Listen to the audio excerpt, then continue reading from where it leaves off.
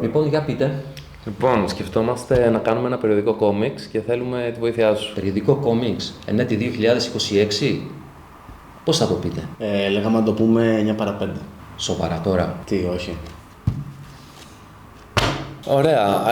Έχεις καμία καλύτερη ιδέα? Για να είμαι ειλικρινής, πιστεύω ότι το project δεν θα τσουλήσει. Γι' αυτό βρείτε ένα αντίστοιχο κόνσεπτ. Θα περάσει σαν κομίτης. Θα καταρρεύσει σαν χάρτινος πύργος.